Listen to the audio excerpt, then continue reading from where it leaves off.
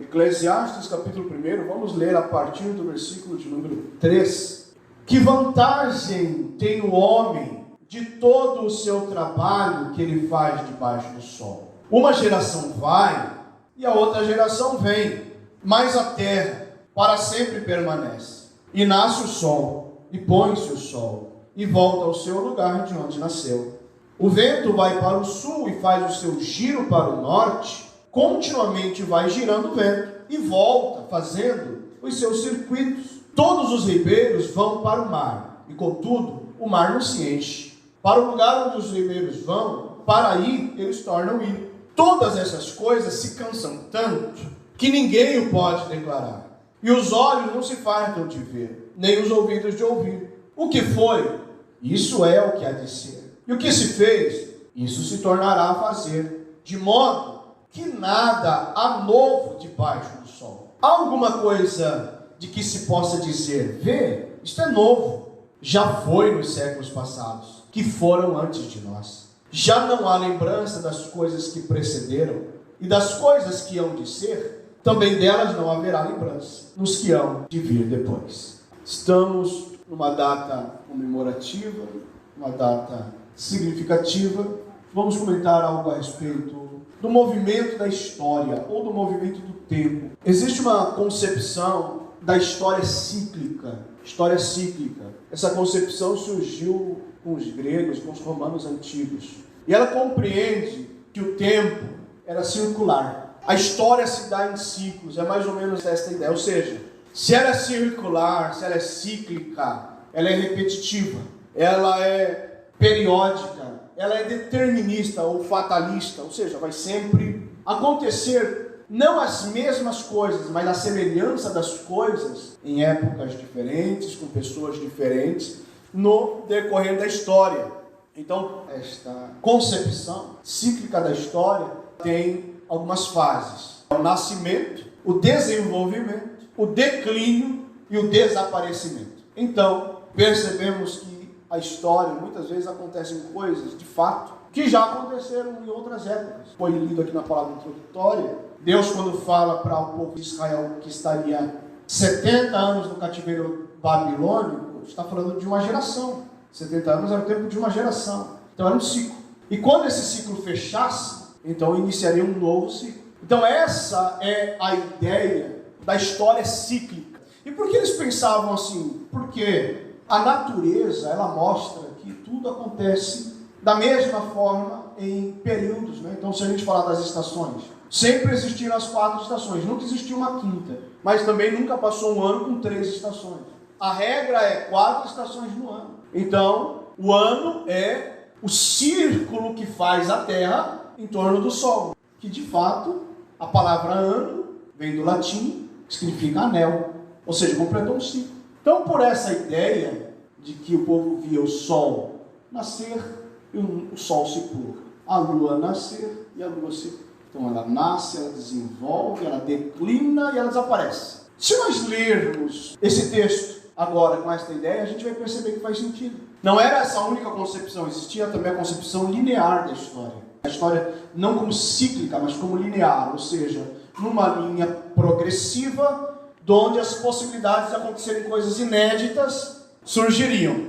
Mas se lermos aqui Salomão meditando sobre a vida e dizer, no versículo 4, que uma geração vai, a outra geração vem. Então um ciclo. Versículo 5, nasce o sol e se põe o sol e volta ao seu lugar onde nasce. O ciclo. Tudo se repete. O tempo cíclico é exatamente isso. É um eterno retorno de momentos. O versículo 6 diz, o vento vai para o sul, faz o seu giro para o norte, continuamente vai girando o vento e volta fazendo seus circuitos. Então, ciclo.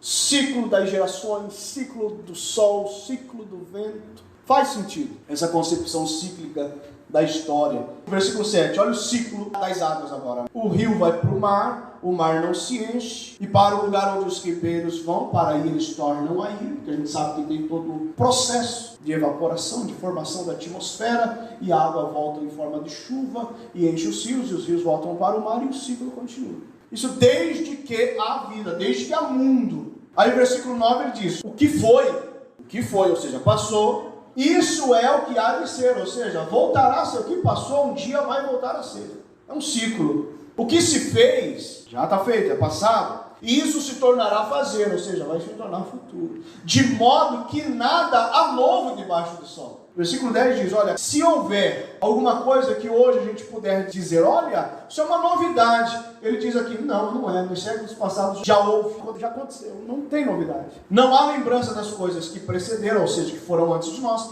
E as coisas que hão de ser, quando acontecer, na geração depois das coisas que hão de acontecer, também não vai haver lembrança. Então são ciclos. E se nós falarmos do nosso tempo, século 21, talvez da humanidade nunca tenha vivido tempos tão difíceis. E é um paradoxo. Por quê? Porque estamos vivendo um tempo em que não há falta de alimento. Não há falta de alimento. Ter pessoas passando fome é uma coisa, falta de alimento é outra. O que a mídia quer mostrar é que há falta de alimento quando há pessoas passando fome. Não. Isso é uma hipocrisia. Falta de alimento, não. O mundo tem alimento para o mundo. O problema está na má distribuição de alimento. Uns têm muito, outros não têm nada. Então, é uma hipocrisia das instituições, porque a ONU é bilionária, pode sustentar todos os famintos do planeta sem pedir R$1 para ninguém. Muitos países, por exemplo, como Estados Unidos, Rússia, China, que gastam bilhões de dólares em armas todos os anos, podia dar comida para o povo que está com fome. O Papa senta e anda em ouro. O Vaticano é multibilionário, podia dar comida para todo mundo todos os anos e ninguém ficaria com fome. Então comida tem. Estamos vivendo então tempos difíceis, sendo que não falta alimento. A tecnologia, a ciência estão avançadíssimas. Era para ser tudo mais fácil, não era para ser os tempos mais difíceis. Há um século atrás se morria de apendicite, porque nem diagnóstico tinha. Hoje, se amputa metade do corpo da pessoa, ela continua vivendo. Tamanho é o avanço da tecnologia, da ciência. Então, há facilidades jamais vistas no campo econômico, não é? Tudo está muito mais acessível. Mas, mesmo assim, podemos estar vivendo os tempos mais difíceis da história, mesmo com todas essas facilidades. Mais difíceis, nós estamos falando no sentido ético-moral, no sentido espiritual religioso. Nós estamos percebendo um avanço das trevas. Porque por mais que a história, sim, possa ser cíclica, e os eventos possam se repetir conforme o tempo passa, a parte ruim destes ciclos vão se potencializando. Porque mesmo os ciclos se findando, haverá fisicamente, materialmente, um fim de tudo.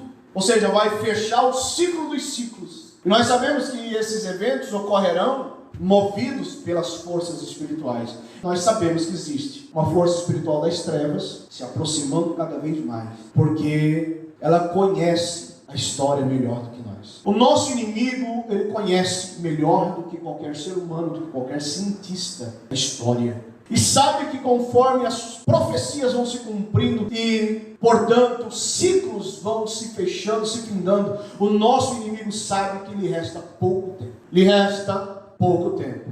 Então, por que estamos vivendo dias tão difíceis? Porque a humanidade talvez nunca foi tão fraca em todos os tempos. Há um provérbio oriental que diz, e faz todo o sentido: homens fortes criam tempos fáceis. Tempos fáceis geram homens fracos. Homens fracos criam tempos difíceis. Tempos difíceis geram homens fortes. Veja a lógica. Homens fortes criam tempos fáceis. Tempos fáceis geram homens fracos. Homens fracos criam tempos difíceis. Tempos difíceis geram homens fortes. Então veja bem, se isso for um ciclo, podemos pegar a história recente, século XX, nós vamos perceber que a partir da Segunda Guerra Mundial, então nós estamos falando de 1948, um surgimento da ONU, que nós já falamos que ela surgiu com um propósito legítimo, um bom propósito, mas a partir de 1948, ou seja, após a Segunda Guerra Mundial, uma geração de homens fortes se levantou, exatamente pelos tempos difíceis da guerra. Então, tempos difíceis geram homens fortes. Só que homens fortes criam tempos fáceis, porque eles facilitam tudo, não com uma má intenção, mas é porque homens fortes, eles fazem a vida ser mais fácil. E essa geração de homens fortes, pós Segunda Guerra, lutou e venceu o nazismo o comunismo, quase baniu o socialismo do planeta. Então, eliminando esses movimentos, foram criados tempos fáceis. Só que tempos fáceis geram homens fracos. E aí a gente vê, nesse período de homens fortes, por exemplo, década de 50, década de 60, porque as coisas estavam mais fáceis, geraram homens fracos. Aí surgiu, por esses homens fracos, o movimento hippie, rock and roll, movimento feminista, o vegetarianismo, ideologia de gênero, pós-década de 70, então 80, 90, 2000. Os homens fracos dessas décadas geraram para nós tempos difíceis. A tendência é que se levante homens fortes. Então veja um ciclo da história. E nós vemos na história bíblica os exemplos das chamadas de Abraão e de Maria. Veja bem, estou falando a história de Abraão e a história de Maria, mãe de Jesus. Talvez alguém pudesse estar pensando que tudo isso que eu falei até agora tem a ver com o Natal. A chamada de Abraão e a chamada de Maria são muito parecidas. Claro que tem um hiato de 2000 anos de diferença. De Abraão a Maria, mãe de Jesus, são 2000 anos. Mas ambas as chamadas são muito semelhantes. Então parece que passou um ciclo e se repetiu depois de 2000 anos. Gênesis capítulo 17 fala da chamada de Abraão. O versículo 16 diz: porque eu a hei de abençoar e te hei de dar a ti dela um filho, e abençoarei, e será mãe das nações, reis de povos sairão dela. Qual foi a reação de Abraão quando ouviu essa palavra?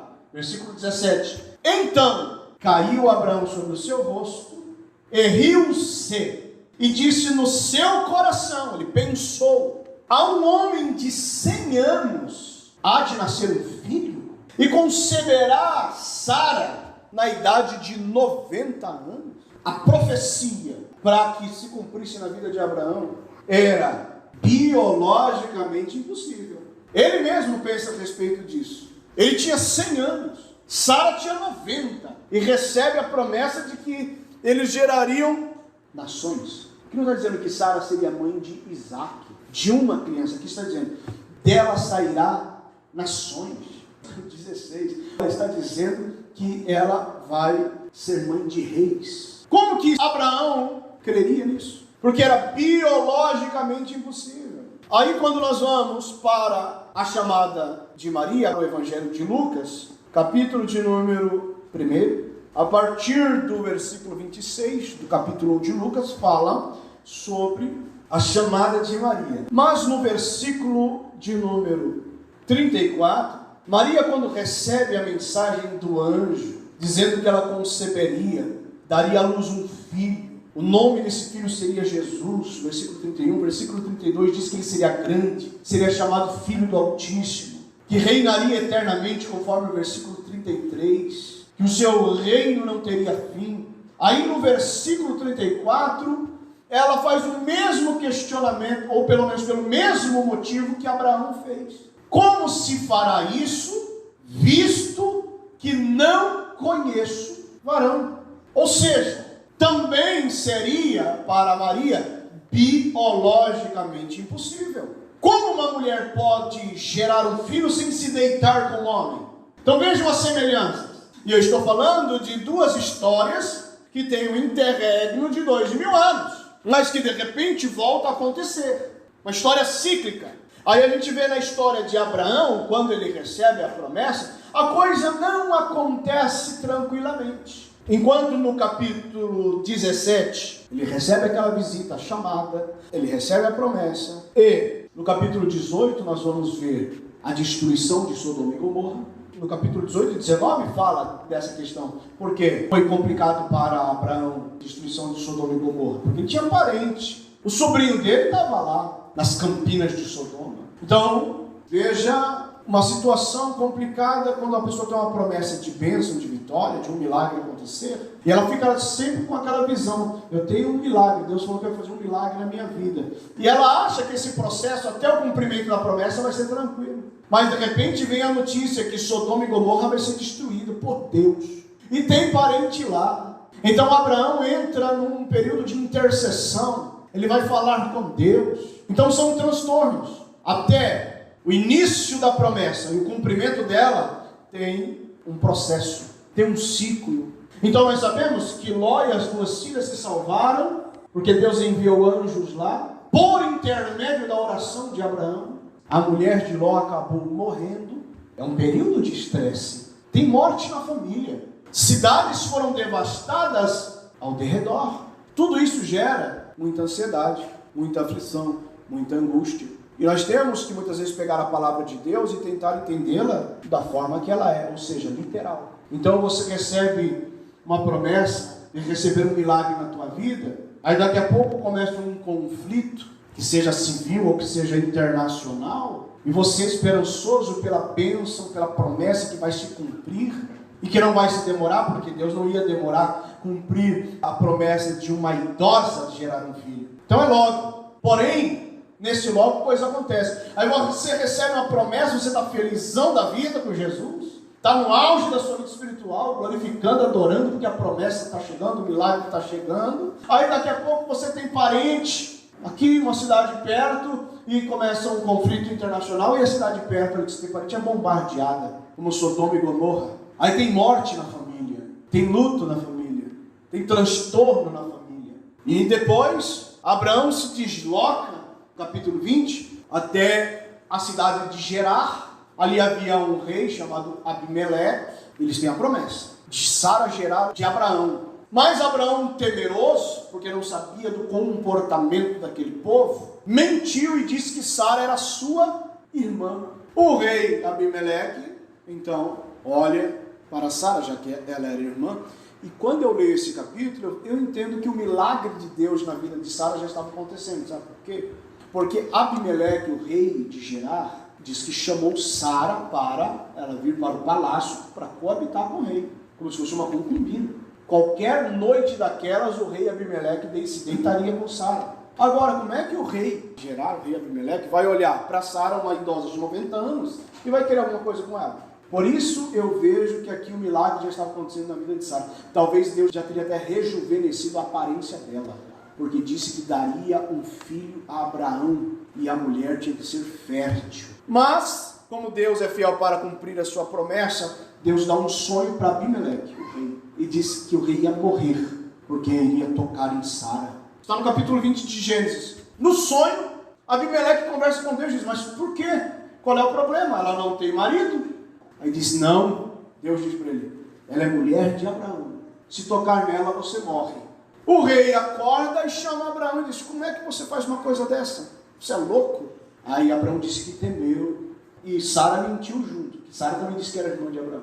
Tudo isso antes da promessa se cumprir. Transtornos em volta. Risco de morte. Mas acontece que no capítulo 21, a Bíblia diz que Deus visitou a Sara e ela concebeu e deu à luz um filho. Ou seja, a promessa se cumpriu. E quando nós vamos para a história de Maria, já que estamos falando do Natal, eventos dramáticos também aconteceram desde a promessa até o cumprimento. Ou seja, tanto para Sara quanto para Maria, ambos os nascimentos eram biologicamente impossíveis. A Bíblia diz ainda em Lucas, capítulo 1, versículo 56, que ela foi para a casa de Isabel, a sua tia, e ficou lá quase 3 meses. Isso muito provavelmente não apenas porque ela recebeu a notícia de que Isabel estava grávida, não por isso, porque elas moravam distantes e o lugar que Isabel morava era montanhoso. Isabel estava grávida também, com 6 meses à frente de Maria. Maria já estava gestante. E ela, como grávida, não iria por ir apenas visitar Isabel nessas condições. Fazer uma viagem longa, uma gestante naquela época não é como hoje. Ela não se poria em risco, mas ela foi e ainda ficou lá quase 3 meses. Por quê? Porque assim como houve nos dias de Abraão, destruição de coisas ao redor de Abraão, ali poderia haver a destruição também da reputação de Maria, porque ela não era casada e estaria grávida. Era biologicamente impossível isso acontecer. E depois a gente vê no capítulo 2 de Lucas também um transtorno político, porque o imperador César Augusto faz uma mudança política e impõe um recenseamento, um levantamento da população naquela época. E um censo como aquele, não havia quase que uma lembrança. Diz que foi na época de um outro imperador há muito tempo. Então não teve muita lógica, foi uma surpresa. Isso gerou um transtorno para José e Maria, que tiveram que viajar em condições já de final de gestação, onde o repouso tem que ser muito cuidadoso e total. Estão eles viajando para o recenseamento. Então vejam transtornos, mas histórias parecidas. 2000 anos se passaram entre uma e outra, mas Isaac nasceu. Com todos os transtornos, Isaac nasceu. Com todos os transtornos, Jesus nasceu.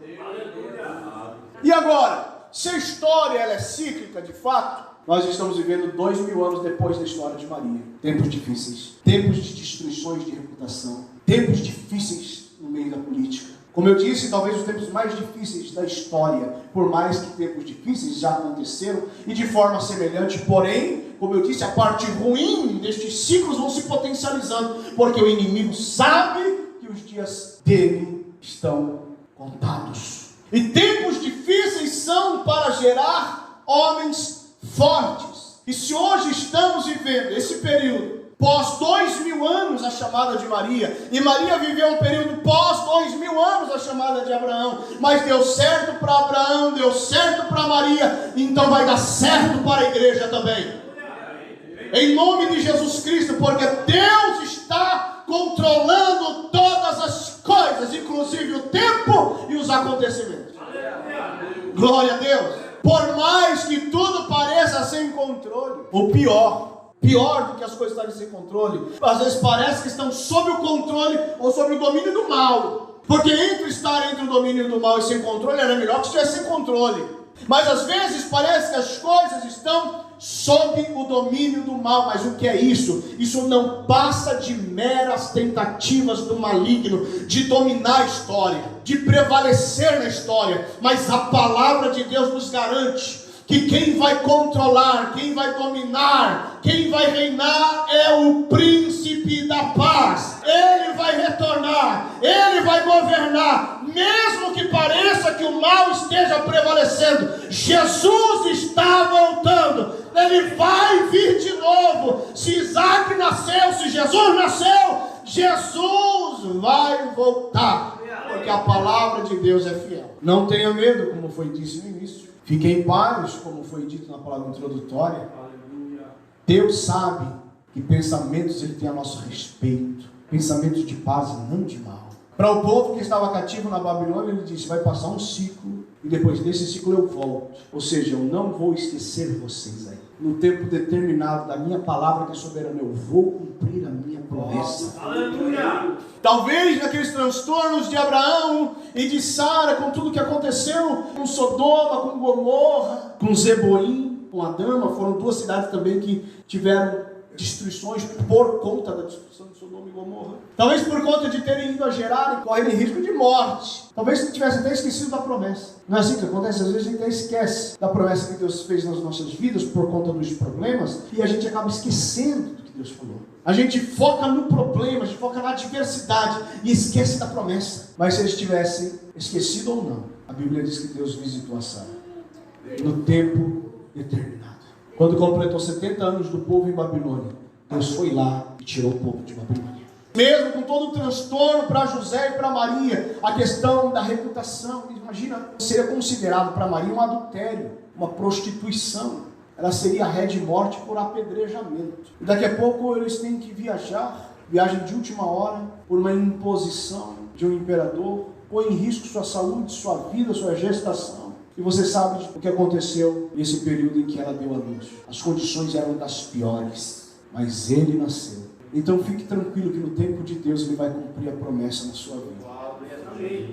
Deus é quem cuida do tempo. Se essa concepção cíclica do tempo ela é real, as coisas acontecem porque Deus está no controle. Agora, se não for cíclico, se for linear, não tem problema. Deus continua no controle do mesmo jeito, porque a palavra de Deus, o poder de Deus não depende da concepção humana. A palavra de Deus depende da fidelidade dele, e ele é fiel por mais que nós sejamos infiéis.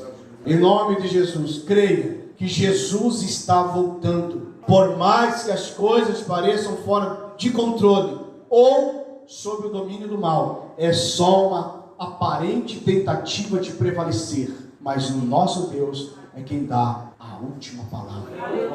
Fique em paz.